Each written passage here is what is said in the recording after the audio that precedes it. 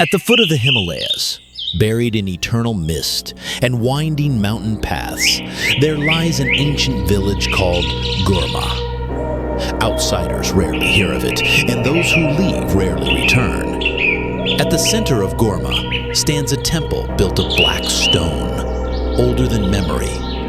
Hanging atop its roof is an ancient bell, forged from a strange dark red metal, like dried blood. No one knows who made it, or why it's called the Bell of Mog Yalpo, the Bell of the Demon King. Its most terrifying trait, the bell never rings, except at midnight. And every time it does, someone disappears. Without blood, without a scream, without a trace. No one remembers when the curse began. They only know that in this village, the silence after the bell tolls is more terrifying than the bell itself. That winter, snow came early. The sky was choked with thick gray clouds, and the biting cold drove villagers into their homes. As the dreaded night of the 11th moon approached, when the full moon rose directly above Mount Langtang, illuminating the ancient bell, the villagers once again began to count down in fear. And then, a stranger arrived. Lena, a young journalist from Kathmandu, bold, skeptical, and determined to expose the truth. She came to Gurma to investigate the so-called annual vanishing, the media called folklore. She hired Tsering, a local man and one of the few willing to speak of the curse. But his eyes, haunted, hollow, betrayed the fear rooted in memory. Last year it was my mother. Before that, my brother. No one in the village dares speak their names. The more we whisper the names of the vanished, the closer the bell calls again. Lena clicked on a recorder. What did you just say? On the night the bell tolls, if someone whispers the name of the taken, the bell will toll again. It calls the next one. She didn't believe him, but as she stepped across the stone threshold of the old temple, a chill ran down her spine. Not from the cold, but from the sensation of being watched from above, where the bell hung. Though it didn't move, Lena swore she heard a distant ringing inside her mind. The first night passed quietly. Lena slept in Tsering's house. But around 2 a.m., a scream echoed from the forest. The villagers didn't move. They froze in paralyzed silence. Only Lena stepped out. She saw an old woman, Amma, trembling, pointing toward the temple. The bell, it rang, it called my child. Lena rushed toward the temple, but all she found were tiny footprints in the snow, heading into the woods, then vanishing without a trace. No signs of struggle, no blood. She began to suspect no one was taken. They were drawn, willingly, like being pulled by something they couldn't resist. From that night onward, Lena couldn't sleep. She set her recorder outside the temple each night. On the third night, she heard a faint chime, though no bell had moved. Then came footsteps, and a whisper in an ancient tongue Tsering refused to translate. They don't vanish. They're summoned, and they follow. Tsering begged Lena to leave, but she stayed. The villagers began to avoid her, fearing she would become the next one to make the bell ring. The 11th moon arrived. No one left their homes.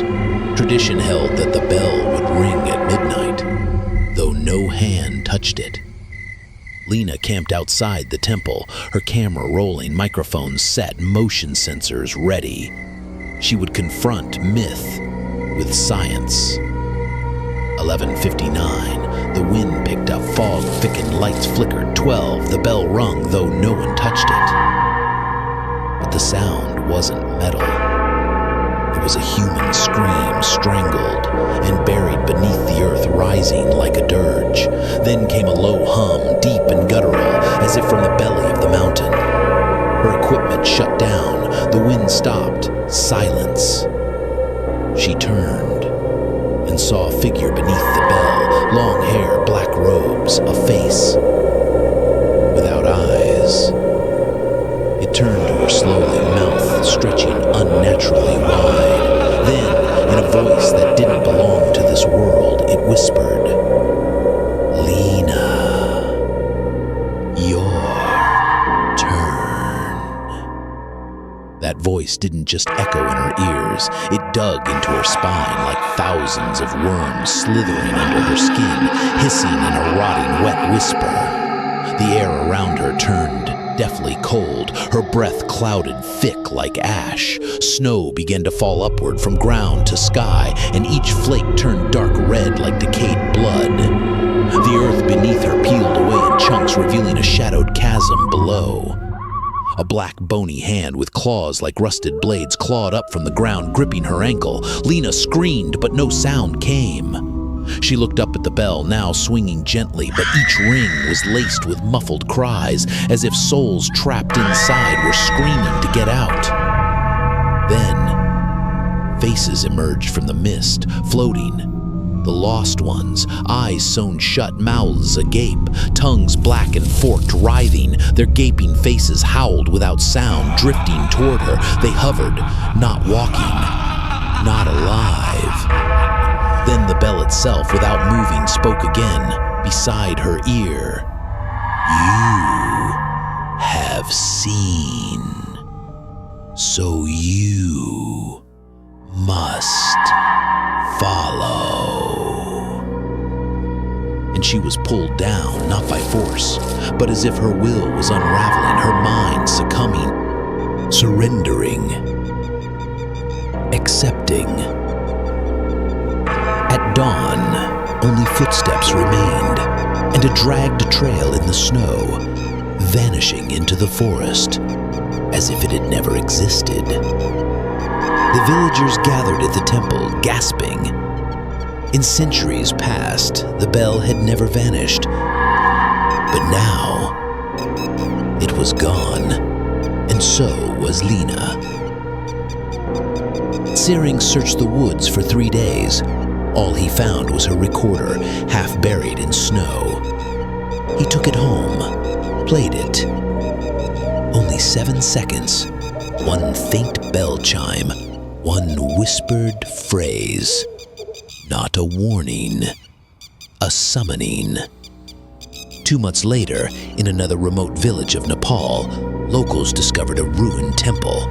A black bell now hung from its beams. On the next full winter moon, at midnight, it rung again. The first to vanish was a child, only 3 years old. The bell no longer belonged to Gurma. It had chosen its next home.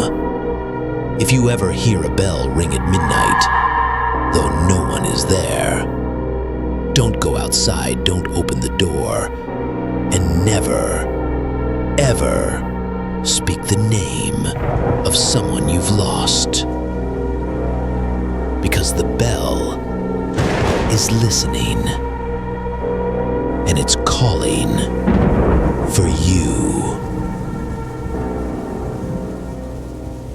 Subscribe to Dark Whispers for more haunted legends, ancient echoes, and truths buried beneath silence. Curses that don't fade, they evolve. Temples not marked on any map. Calls from beyond that still seek a name. Because some bells don't chime for sound, they toll for souls.